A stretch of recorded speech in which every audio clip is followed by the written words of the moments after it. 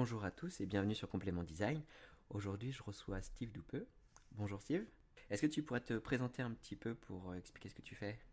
Oui, je m'appelle donc Steve Doupeux, je suis praticien en hypnose, en EFT, je suis coach et j'aime bien me qualifier de osérologue parce qu'en fait, j'ai très à cœur d'accompagner les personnes à oser être et donc vivre une vie qui fait envie. Et autant j'accompagne les gens aussi à dépasser les peurs, les angoisses, les anxiétés, je peux un peu le côté thérapeutique de la chose, mais en même temps aussi j'aime accompagner les entrepreneurs, les porteurs de projets, qu'ils soient pro ou perso. Alors c'est souvent notamment des coachs, des thérapeutes qui n'osent pas encore se lancer et qui pourtant parfois ont des formations, etc., et qui n'osent pas y aller, ou alors des gens déjà installés et qui aimeraient pouvoir passer au niveau supérieur, notamment avec les outils du web marketing, par exemple. Mais en fait, ce qui m'intéresse, c'est vraiment euh, accompagner les personnes à développer le bon état d'esprit pour faire face à l'adversité et vraiment se réaliser. C'est vrai que souvent, on a des gens qui sont, j'en ai fait longtemps partie, hein, mais des gens qui se contentent de vivre, de travailler un job alimentaire ou des choses comme ça. Et puis, ils se disent souvent, mais j'ai tout ce qu'il faut dans la vie pour être heureux. J'ai un salaire, j'ai une épouse, j'ai une belle voiture, une belle maison, un chien et tout ce qu'il faut. Mais en même temps, je suis pas heureux. Et là, souvent, il y a un manque de cohérence, un manque de sens. Les gens se sentent pas en vibration. Et donc, il va falloir oser pour changer sa vie, pour changer ce qu'il y a. Je crois que tu en sais quelque chose d'ailleurs. Donc, il faut oser se lancer. Tout à fait. En école supérieure du design, on remarque qu'il y a souvent une petite minorité qui est avec beaucoup de charisme et qui remporte tout de suite des concours, que tout le monde apprécie. Et de l'autre côté, on va dire les trois quarts des gens au moins sont presque invisibles et se disent ouais mais lui il réussit mais bon t'as vu comment il est. Et moi, quand je les observe, dans les cours que je donne, ou quand j'étais aussi à l'école à l'époque, je vois qu'ils ont ces gens-là qui ont beaucoup de charisme et qui sont passionnés, où ça fonctionne, ils n'ont pas vraiment plus de talent que les autres en fait.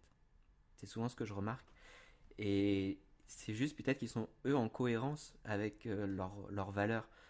Qu'est-ce que tu auras un petit mot à dire par rapport à ça pour dire c'est quoi la cohérence, qu'est-ce que ça veut dire exactement pour montrer cette différence-là?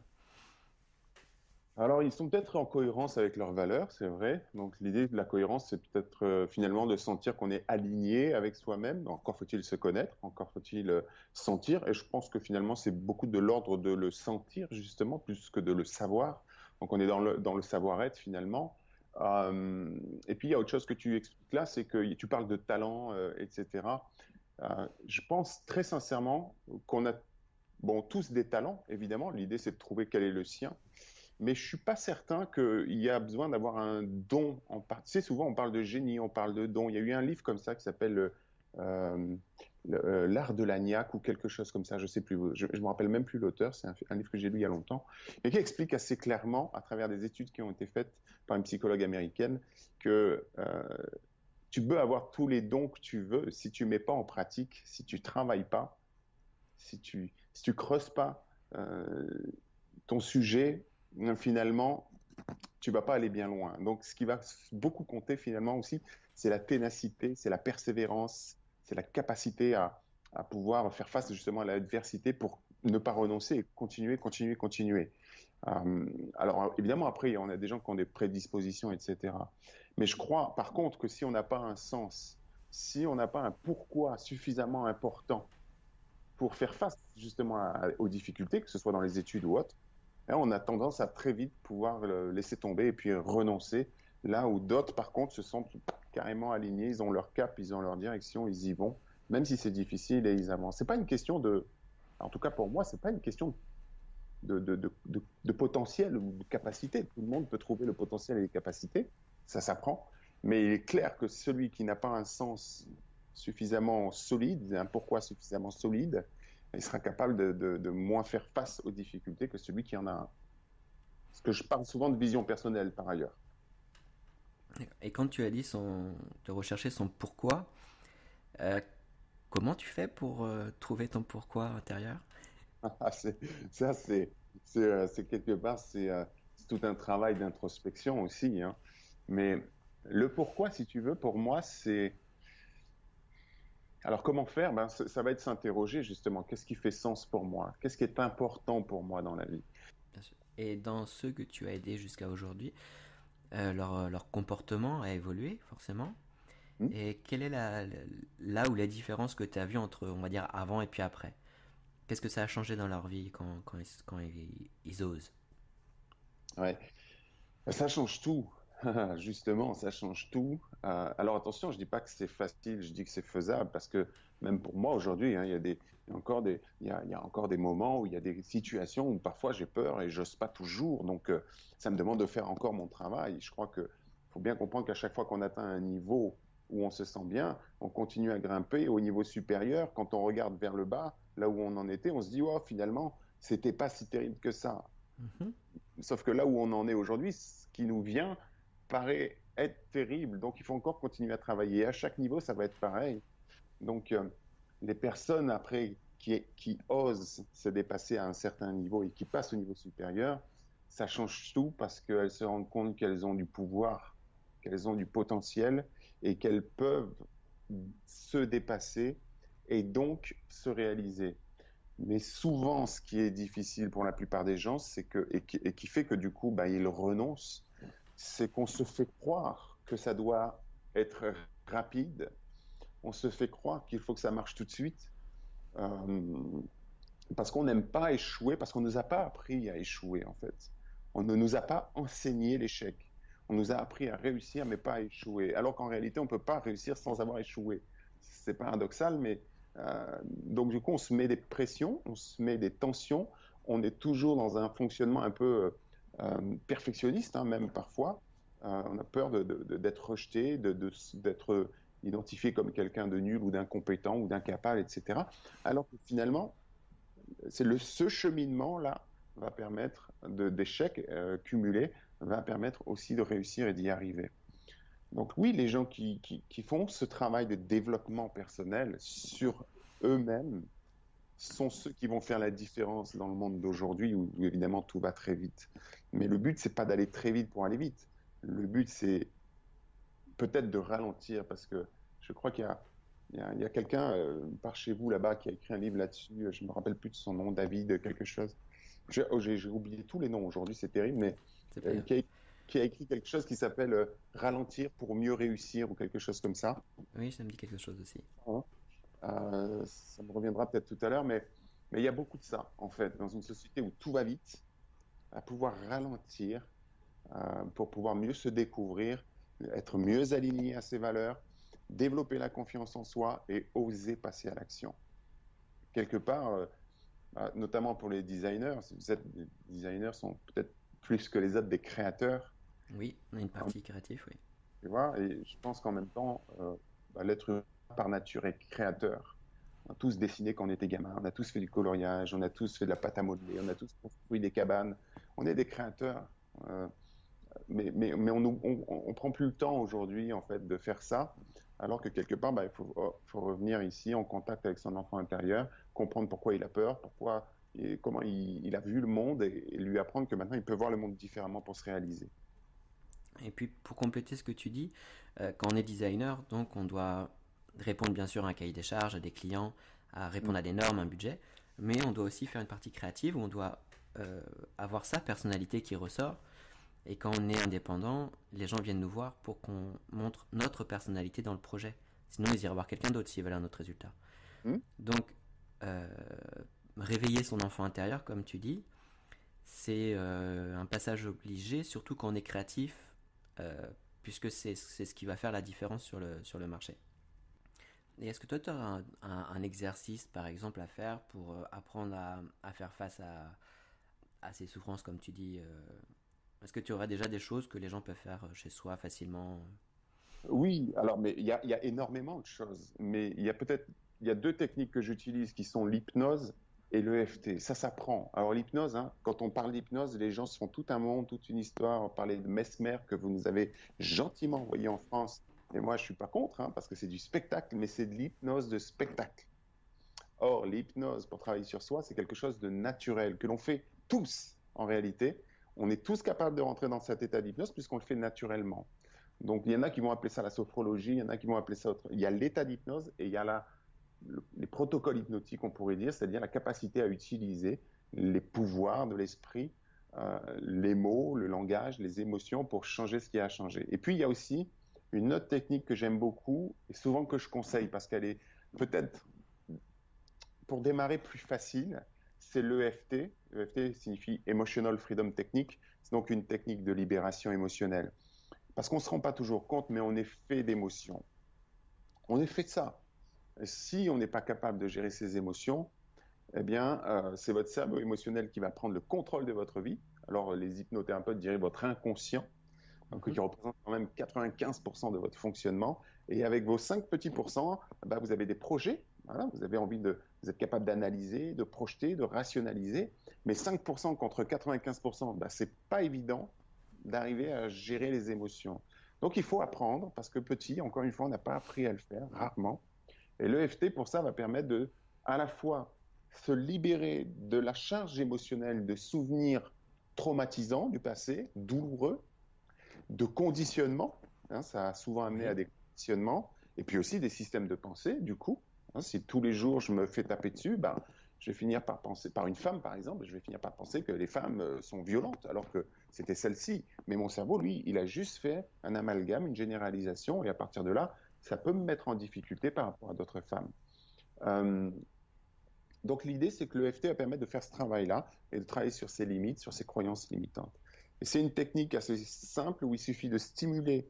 Alors elle est simple, mais elle n'est pas simpliste. Hein. Il s'agit de stimuler des points bien précis qui sont des points de sortie et d'entrée et de méridien d'acupuncture en verbalisant, en disant des phrases. Il y a un protocole à peu près en 5 étapes pour faire simple et qui va vraiment permettre de soulager assez rapidement une angoisse, une anxiété, un stress, une émotion. Alors, soit ça peut être rapide, soit ça peut être un peu plus complexe. Et quand c'est un peu plus complexe, c'est bienvenu d'aller être accompagné par un praticien. Mais il faut déjà bien apprendre à utiliser cette technique. Hein. Par ailleurs, si tu me le permets, ben, j'informe juste que sur mon site, il est possible de télécharger justement un document là-dessus, les 5 étapes clés d'une parfaite séance EFT, ce que j'appelle l'anatomie d'une parfaite séance EFT. C'est un document gratuit à télécharger et qui va permettre aux gens justement d'avoir le protocole et de commencer à faire comme ça gratuitement, juste pour voir ce que ça donne. Et pour ceux qui sont réticents ou simplement qui n'osent pas peut-être rentrer en contact avec des personnes comme toi, Hmm. faire ce genre d'exercice, comme tu dis, à télécharger, c'est déjà un début qu'ils pourraient faire tout seul dans leur chambre ou Ouais, sans avoir peur du regard des autres s'ils ont fait ce choix de commencer ce genre de travail. absolument. Absolument, parce que justement, l'intérêt, c'est que le FT, ça vous coûte rien. Vous téléchargez le manuel, par exemple, que je propose, enfin le guide, en l'occurrence, c'est une page. Hein. Une page, vous téléchargez le guide. Évidemment, vous pouvez trouver des lectures, vous pouvez trouver des tas de contenus sur Internet pour aller encore plus loin. Question qui peut paraître hors, on va dire, une transition. Est-ce que tu penses, toi, dans les écoles, que ce soit école primaire, secondaire, mais même école de design, enfin école supérieure, disons, ça serait intéressant d'avoir ce genre de cours pour pas parler que du métier qu'on est en train d'apprendre, mais d'apprendre justement tout ça, d'aller plus loin dans ce qu'on est pour essayer d'être en phase avec nous-mêmes, pour pas être syndrome de l'imposteur, etc. Est-ce que tu crois, toi, que ce serait une bonne chose? C'est un peu une question en aparté, mais euh, En fait, c'est une question essentielle, si tu veux. C'est une question qu'on devrait se poser, que nos politiques devraient se poser. Enfin, c'est la question essentielle. Parce qu'en réalité, c'est apprendre à se connaître. C'est vrai qu'on a un truc qui flotte entre les deux oreilles. On sait l'exploiter, quoique. On sait y mettre beaucoup de choses à l'intérieur, mais en réalité, on ne sait pas l'utiliser. Enfin, on sait l'exploiter, mais on ne sait pas l'utiliser pour son propre bien-être, pour sa propre capacité, pour faire face à, justement à ses peurs, à des émotions, Voilà, il nous arrive un événement dans la rue, on a une grosse frayeur, et bien on est à la merci de...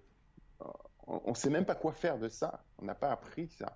Euh, c'est une question essentielle. Si vraiment à l'école, même les parents déjà pouvaient enseigner ça à leurs enfants, comment gérer leurs émotions. Pour ça que le FT, même un gamin de 5 ans peut l'utiliser. Moi, avec ma fille, on faisait de l'EFT.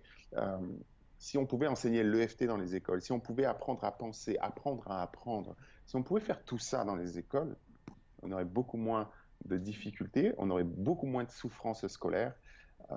Si on apprenait aux enfants à échouer, si on leur apprenait finalement que c'est pas la note qui compte, c'est le c'est justement, c'est la capacité à trouver les solutions, peu importe comment.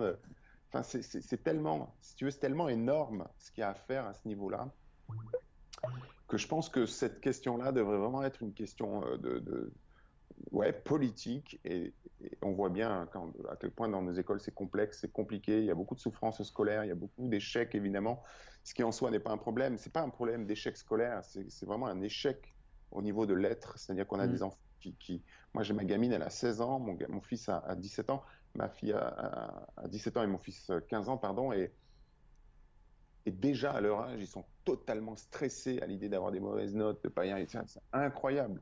Je crois, je sais pas si je suis le seul papa au monde, mais quand je vois ma fille pleurer sur son devoir de français, je lui dis, écoute Manon, tu vas sortir de l'école parce que j'ai vraiment peur pour toi là. Il faut que tu sortes, il faut que tu vives, il faut que tu ailles à la rencontre du monde. Vous savez, on a tellement peur de ne pas y arriver sans diplôme que les gens sont prêts à... Alors, ils vont à l'école et puis ils bouffent des cachets parce que justement, ils n'arrivent plus à gérer tout ce stress. C'est le monde à l'envers. Donc, il y a vraiment à apprendre à gérer ses émotions, à savoir ce qui est essentiel dans la vie pour soi. Et je ne crois pas que ce soit d'avoir des bonnes notes. Je ne crois même pas que ce soit d'avoir des... Tu sais quoi, ça me fait marrer aujourd'hui parce que justement, je souffrais beaucoup du syndrome de l'imposteur parce que je n'avais pas de diplôme. Mhm. Euh, Aujourd'hui, je reçois et je forme des médecins, des psychologues, etc. Mais j'ai un BEP d'électrotechnicien, quoi. Tu vois, j'ai même pas foutu de te monter un interrupteur aujourd'hui, quoi. Je me suis jamais servi de ce truc-là. J'ai pas de diplôme, j'ai passé mon bac à 40 ans parce que c'était un petit challenge que j'avais et parce que j'avais peur justement de ne pas être pris au sérieux dans cette société parce que j'étais pas psychologue. J'ai passé mon bac pour pouvoir accéder aux études universitaires et c'est en cours de route, je me suis rendu compte que j'étais juste guidé par mes peurs et que c'était pas juste. Là, pour le coup, je n'étais pas aligné avec mes valeurs. Mon cabinet était déjà rempli et je voulais aller me taper 5 ans d'études juste pour valider aux yeux de la société Mhm. que j'étais légitime, quoi.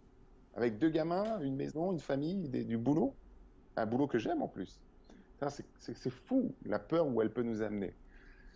Non, Donc, maintenant, ça ne veut pas dire qu'il ne faut pas avoir de diplôme. C'est non, non, bien simplement, sûr. on n'est peut-être pas obligé de se rendre complètement malade et se faire croire qu'on a besoin absolument d'un diplôme pour réussir dans la vie. Je pense qu'il faut avoir une capacité, et savoir être, savoir faire, savoir ce qu'on veut, et être tenace, persévérant, et faire un vrai travail pour soi. Et ça, on n'est pas obligé de le faire tout seul. J'ai longtemps cru que je devais me faire tout seul. J'y arrivais pas. Et le jour où j'ai accepté d'être guidé et accompagné pour comprendre tout ça, ça a été beaucoup plus simple. Notre cerveau était une machine absolument incroyable pour apprendre. Mais dès qu'on a trouvé du sens, c'est plus facile. Et puis, juste pour une anecdote, une information, j'avais rencontré des médecins du travail qui disaient que les métiers créatifs, donc designer et autres, sont les métiers où cette personne-là avait vu le moins de personnes dépressifs, etc. En fait, c'était le métier, enfin le type de métier où il y avait le moins de problèmes avec les gens. Peut-être parce qu'il y a une partie créative aussi. Donc, Hmm. ça, je dis ça, c'est plus pour rassurer les personnes qui nous écoutent et qui ont envie de faire ce chemin-là. Vous inquiétez pas, comme on est dans un métier plus créatif, ça sera peut-être un chemin moins douloureux que d'autres. Voilà. Ça Je peut sais pas si. s'expliquer d'ailleurs. Parce que je pense que peut-être que quand on est créatif et qu'on aime ça, tu sais, on retrouve un peu cette partie quelque part aussi enfant, hein, dans la mesure Oui. où on y vient évidemment. Mais en fait, a priori, là je m'avance peut-être un peu, mais je peux présupposer que quand on est dans l'artistique, quand on est dans le créatif, en tout cas, que ce soit pour faire du design, que ce soit pour faire de la poterie, que ce soit pour faire de la musique, que ce soit pour faire de l'écriture, Mhm. on va rentrer dans un état justement un petit peu hypnotique. Et notre cerveau va se mettre dans un état, ce qu'on appelle alpha au minimum, voire plus loin, hein, dans les ondes cérébrales. Et c'est aussi ce qu'on peut appeler l'état de flow, c'est-à-dire cet état dans lequel on ne voit pas le temps passer, dans lequel on est complètement absorbé et focus. Donc il n'y a rien de surprenant que les gens qui font du créatif et dont c'est le métier et qui toute la journée vont être dans un monde qui leur appartient, mais ils vont pouvoir peut-être euh, rendre comme ça dans un travail. Je ne suis pas du tout surpris que ce soit des personnes qui soient moins justement pris dans... Et je pense en plus enfin j'ose espérer en tout cas, que les patrons d'entreprises qui embauchent des gens qui ont besoin d'être créatifs savent créer le contexte pour que ces gens puissent être créatifs. Parce que si c'est Pas pas possible, toujours. moi je veux bien le croire. Et quand le contexte n'est pas possible, enfin quand le contexte n'est pas le bon, ça peut être super difficile d'être créatif pour le coup. Et c'est là il peut y avoir du stress. Mais quand le contexte est le bon, quand la personne peut vraiment être dans sa création, je pense qu'elle est aussi dans son élément. Hein. C'est Ken Robinson qui parle souvent de l'élément, mais justement être dans cet élément qui va amener à l'état de flow. L'élément, c'est le savoir-faire et la passion. Quand on rejoint les deux, on est dans son élément. Et quand on est dans son élément, on est dans son flow. Et je Ah, m'avance, hein, mais je pense que peut-être dans ton métier, ben, il y a peu de ça.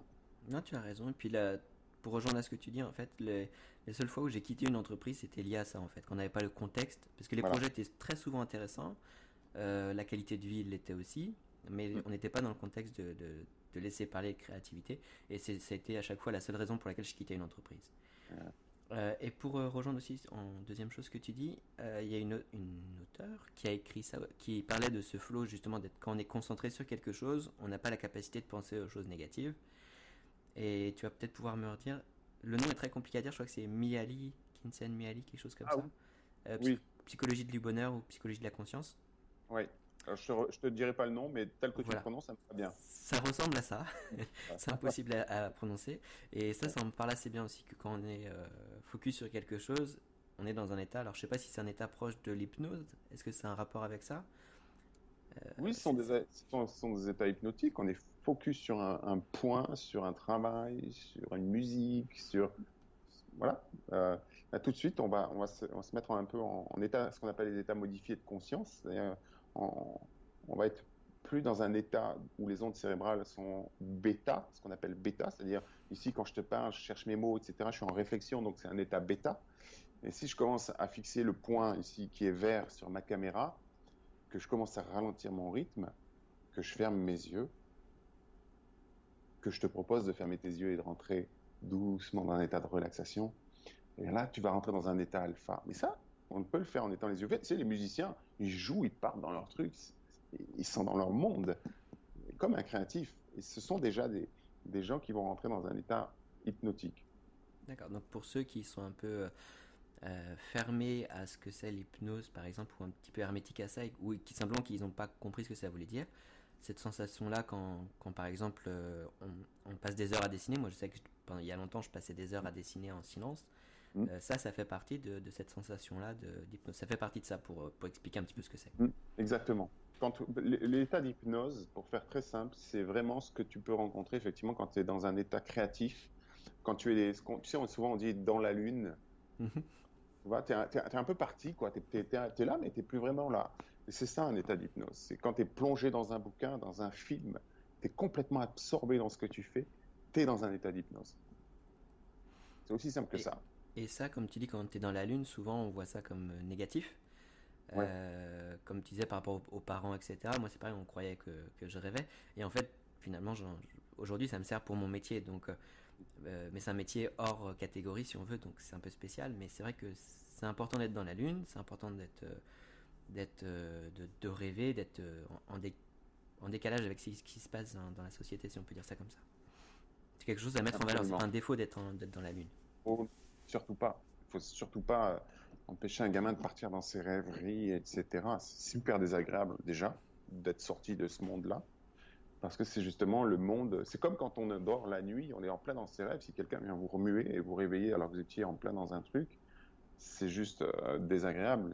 L'inconscient va travailler dans ces moments-là, va digérer les choses de la journée. Et c'est aussi une façon d'assimiler. Et ça, souvent, ça arrive dans les classes, en l'occurrence. Si les enseignants étaient peut-être mieux formés, hein, tout ça, on ne peut pas leur en vouloir, ils ne sont pas non plus formés. Par Non, contre, rien ne les empêche d'aller se former eux-mêmes. Mais quand on voit un gamin qui est en train de lever les yeux au ciel et qui regarde par la fenêtre, le prof, il prend ça comme de l'insolence. T'es pas attentif, écoute-moi. Non, il est juste en train de digérer ce qu'il est en train de se dire. Et si on l'empêche de faire ça, il va zapper complètement la leçon. c'est, c'est paradoxal. non, Donc, non, c'est juste qu'il y a un manque de connaissances de la part des enseignants, souvent, et des parents. de faire ça, c'est sa façon à lui d'être et d'apprendre. Ouais. Et puis les enseignants n'ont pas toujours même le pouvoir de changer les cours ou de pouvoir d'orienter comme ils veulent aussi Non, parfois. c'est très compliqué pour eux. J'en reçois beaucoup. Ils sont beaucoup en souffrance parce que ben, ils sont dans un système justement qui ne leur laisse pas beaucoup de place, ben, justement, de liberté à faire comme eux. Peut-être ils peuvent le sentir. C'est de plus en plus d'enseignants qui s'intéressent beaucoup justement aux neurosciences, à la psychologie positive et à notre éducation, l'éducation alternative, l'enseignement alternatif. Mais malheureusement, quand ils sont dans un système bien cadré, etc., ils ne peuvent pas toujours l'exprimer. Donc, en fait, ce sont des gens qui sont en souffrance. J'en reçois beaucoup en cabinet, des instits, des profs, etc. Et souvent, d'ailleurs, ils sont face à des choix à un moment de vie, des choix de vie à faire, parce qu'ils sentent bien que c'est plus justement, on en parlait tout à l'heure, aligné à leurs valeurs, C'est c'est plus ça. cohérent pour eux, et là, ça devient violent, ils sont obligés de partir. Est-ce que tu aurais un conseil ou un mot pour toutes les personnes qui nous écoutent et qui vont se lancer dans un métier créatif ou qui commencent à se lancer dans un métier créatif? Simplement, peut-être, bah, justement, pour faire un petit peu la synthèse de tout ça, bah, simplement apprendre à se connaître. Parce que je pense que quand on est créatif, et je pense qu'on l'est tous, hein, réellement, je pense qu'on est vraiment tous des créateurs, mais je trouve que ça peut être vraiment intéressant d'apprendre à se connaître et puis aussi d'apprendre à gérer ses pensées, ses émotions pour s'éviter quand même pas mal de difficultés. Il y en aura des difficultés, même quand on connaît tout ça, même quand on a fait il y a des difficultés. La vie est généreuse, elle va apporter ce qu'il faut. Mais en même temps, je pense que plus on se donne les moyens de se connaître et de faire face à l'adversité, ben plus ce sera facile d'avoir l'esprit libre pour créer. Voilà. Ben, c'est parfait. Je te remercie beaucoup, Steve. Et Avec puis plaisir. pour ceux qui veulent plus d'informations, je mettrai le lien pour qu'ils aillent regarder un petit peu ce que tu fais. Ça Je marche. te remercie encore et puis je te dis à bientôt alors sur Complément Design. À bientôt. Bye bye tout le monde.